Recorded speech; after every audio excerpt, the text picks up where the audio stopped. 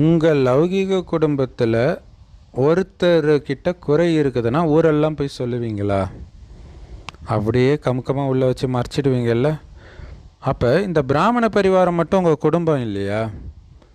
ஒருத்தருடைய குறையை மற்றவர்கள்கிட்ட நீங்கள் சொல்லலாமா அப்படின்னு சொல்கிறார். ஸோ இங்கே முக்கியமான விஷயம்னா, என்னோட குடும்பத்தை சார்ந்தவர், என்னோட குழந்தை அப்படின்னு நீங்கள் நினச்சிட்டாலே சாபம் கொடுக்குறது. ஏன்னா குழந்தைங்க சில சமயம் வந்து அப்பா அம்மாவை வந்து தப்பாக பேசுவாங்க, நிறையா இப்போ பார்க்குறோம்.